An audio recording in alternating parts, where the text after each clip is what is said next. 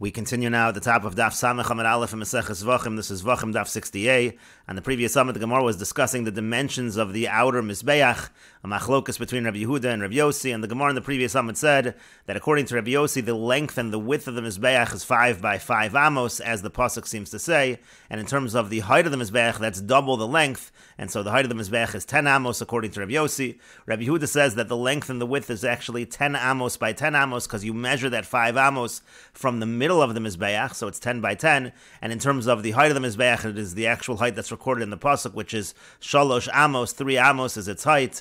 And the Gemara asked on the previous summit, according to Rabbi Yossi, if it's 10 amos high, so wouldn't it be that the Mizbeach, the Kohanim who are doing the Avod on the outer Mizbeach, they're going to be able to be seen over the curtains or over the walls that surrounded the courtyard, the Azara of the Beis HaMikdash? And so the Gemara said, even in that regard, there's a machlokus between Rabbi Yossi and Rabbi Yehuda. Rabbi Yehuda says the height of those curtains that surrounded the Azara was just 5 amos, but Rabbi Yossi says it's higher. On the previous summit, we brought that the Mishkan was 10 amos, and the Brisa now continues with Rabbi Yossi. It talks about 15 amos, amo el hakosef, 15 amos by the shoulder. Now, the simple explanation of the pasuk that the Gemara is quoting right now, that the Brisa is quoting right now, is talking about the length of these curtains. But as we'll see in Rashi, amo el hakosef, eitz el hashar, by the gate, by the entrance. V'kasalka daitach, and the Shinui Nuschos here changes the text from v'kasalka daitach to v'kasavar, and he holds v'kasavar begova ka'amar. He holds that this pasuk is actually talking about the height.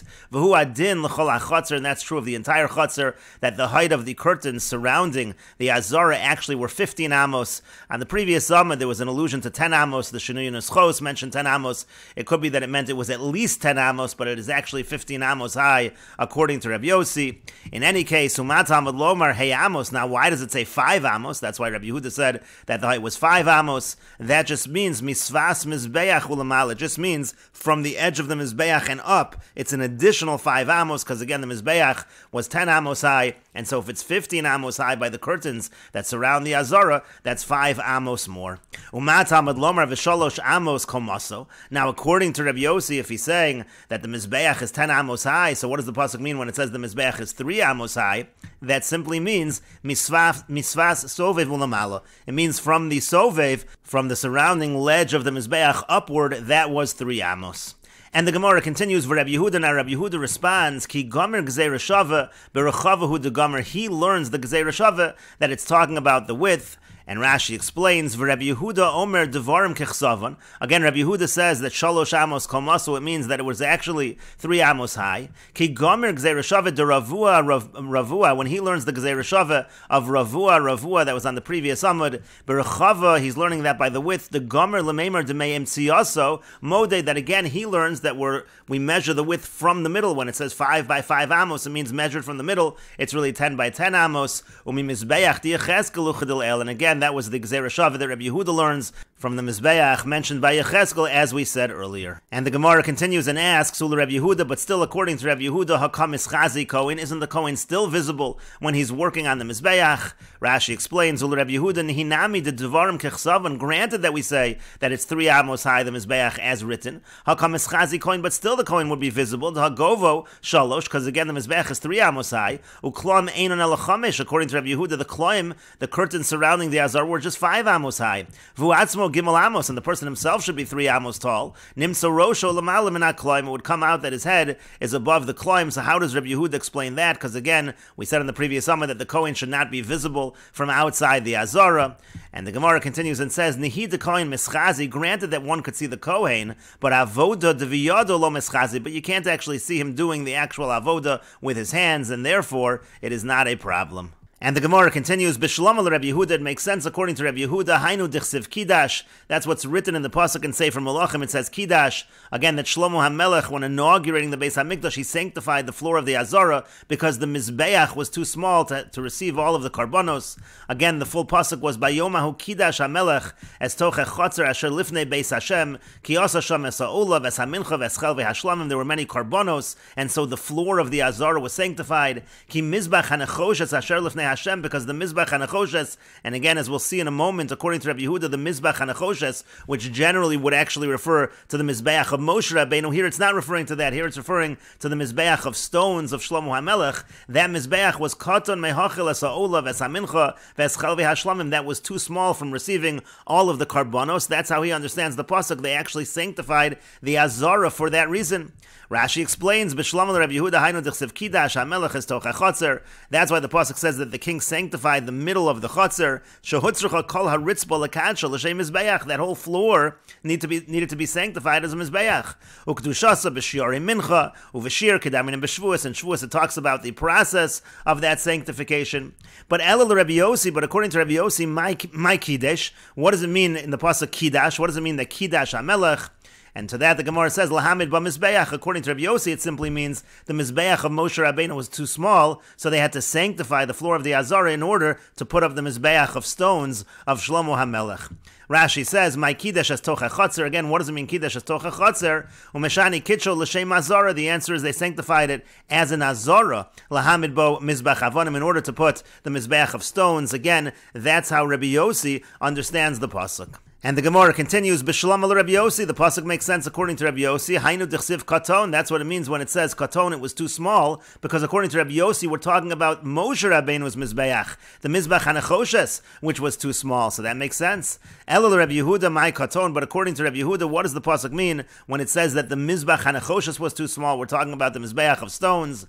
And the Gemara says, Hachi kamar. According to Rabbi Yehuda, this is what the pasuk is saying. Mizbach avonim sha'asa Shlomo, the mizbeach of stones that Shlomo made. Tachas mizbach hanechoshes, which was instead of the mizbeach of nechoshes of copper, katon havid, that was small. Again, that's how Rabbi Yehuda understands the pasuk, which is why they had to sanctify the floor of the Azara. And Rashi explains, B'Shlomo Rabbi Yossi damar shel Shlomo gadol v'shel Moshe katon. Again, Rabbi Yossi says that Shlomo HaMelech's mizbeach was large and Moshe's was too small. Hainu d'chsiv katon. That's why it says it was small. Mizbeach hanechoshes. It's referring directly. It says in the pasuk the words the mizbach hanechoshes, the mizbeach that was copper. V'hachi kamar hemid mizbach avonim ki mizbach hanechoshes katon. You have to put up a stone mizbeach because the copper one is too small. Elul Rabbi Yehuda damar kula ritzba kidash the mizbeach Shlomo lo yachol. But according to Rabbi Yehuda, that the Mizbeach of Shlomo, the stone Mizbeach, was not able to receive all of the karbanos, so they had to make the floor, they had to consecrate the floor. So my katan d'chsiv ha-Mizbeach hanechoshes, why are they saying that the copper Mizbeach was too small? Had the Shlomo gufei katan have, apparently the one of Shlomo HaMelech was too small. And so Hachi Kamar, the Gemara answered, what it's saying is as follows. Umishum dekoi b'makom Mizbeach hanechoshes, since this was going to be replacing the copper Mizbeach, v'chilufo, it was the substitute for the Mizbeach hanechoshes, who kari Mizbach hanechoshes. That's just why the pasuk refers to it as the Mizbach hanechoshes. Uvidivrei hayamim kari lehachi behedya. Rashi notes that in Divrei hayamim they refer to this Mizbach like this explicitly. It says Vayas Mizbach nechoshes chafama orko v'chafama rachbo v'amokom ha'marachakai. That's going on the place of the maracha where they arrange the wood. But the point is they referred it directly as a Mizbach hanechoshes, as a copper Mizbach, because it was replacing the copper Mizbach. And the Gemara continues, B'mai pligi, what exactly are they arguing about? Rashi here explains the question. Rashi says, "B'mai komiflagi, Rabbi Yossi degamer ravua mi mizbach hazahav. For Rabbi Yehuda degamer la mishal Yecheskel." This was a machlokas on the previous amud. Rabbi Yossi said we make a gezerah shava, outer mizbeach to the inner mizbeach ravua. That just like the inner mizbeach, the mizbeach hazav, the height was double the width, the length. So too when it came to the outer mizbeach of Moshe Rabbeinu, the height was double the length. That's what Rabbi Yossi said. Rabbi Yehuda said, no, that's not what we're learning ravua. We're actually learning it from the mizbeach that's mentioned in Yecheskel, where we measure from the middle in terms of the length and the width. So too over here, by the mizbeach of Moshe Rabbeinu, we're going to measure from the middle. It's not that we're not measuring the length and the width in its entirety. We're measuring from the middle, so it was double the size, according to Rabbi Yehuda, in terms of the length and the width. And so that's the question of the Gemara. What is that machlokus? And the Gemara explains, Mar savar donin chutz mi chutz vein donin chutz mi pnim. One says the reason why we would learn from Yecheskel is because we're learning an outer mizbeach, from an outer Mizbeach. You're not going to learn an outer Mizbeach from an inner Mizbeach. Umar Savar, the other one holds done in Kli Mikli. We learned the outer Mizbeach of Moshe Rabbeinu because that was a vessel, and so we learned that from the inner Mizbeach, which was a vessel. Ve'in done in Kli Mi Binyan. We're not going to learn the outer Mizbeach of Moshe Rabbeinu of copper, which was a vessel, from a binyan, from a Mizbeach that was made of stones, which is considered to be a binyan. That's not considered to be a vessel. That's like something that is built into the ground. And Rashi explains, Kli Mikli, Mizbach Hanachoshes V'Hazav, when you're talking about the copper Mizbeach or the gold Mizbeach, so Kalim Haim, those are considered to be Kalim, those are considered to be vessels. And the Gemara continues, and this was quoted earlier, Amar Rava says, Moed Reb Yehuda B'damim, Reb Yehuda would admit when it comes to the application of the blood. Rashi explains, Moed Reb Yehuda b'damim di'afa gav damar Reb Yehuda kol ha'azara mekudeshes. Even though Reb Yehuda said that the azara was mekudeshes, it has the sanctity of a mizbeach. But hani mili lahakter chalavim. That's only to burn the fats, to burn the sacrificial portions. Aval izrikas damim lo. But for the throwing of the blood, the application of the blood, the azara would not suffice. And the Gemara continues, the Tanya, as we learned in a Brisa, Reb Yehuda Omer, Reb Yehuda says, Kosechor hayimemali midam hataruvos. The Kohen, he would fill one cup with the blood of the mixture. This is talking about on Pesach, where there was blood from all of the various animals of Karban Pesach, blood on the floor of the Azara. So the Kohen would pick up one cup of all of that mixture of blood. Veshovcho agavi mizbeach. He would pour it on the mizbeach. And why did he do that? Shem yeshafech damo shel achas mehen. That way, if the blood of one of the animals had poured out, they hadn't applied it to the mizbeach properly, nimsa zemach shiro. So this application of this whole mixture of blood, that would render it fit. That would take care of that issue. And so the Gemara says, V'salka da'itoch savar Reb Yehuda. Now, if it should enter your mind that Reb Yehuda holds kula azara mikdasha, that the whole azara is sanctified and it could be used instead of a mizbeach, you can apply the blood to the floor of the azara. So what's the need for this? So asavida le mitzvase, the mitzvah's already done. That blood is on the floor, and apparently the floor has a status of the mizbeach. So it must be, as far as damim are concerned, as far as applications of blood, the floor does not have the status of the mizbeach. But the Gemara still says, what do you mean? V'dilma maybe mishum dekasavar. It's because he holds shvicha mikoach ha'adam. But the reason why you have to pick up a cup of the blood and pour it is because the pouring of the blood has to be from the strength, coming from the strength of a person.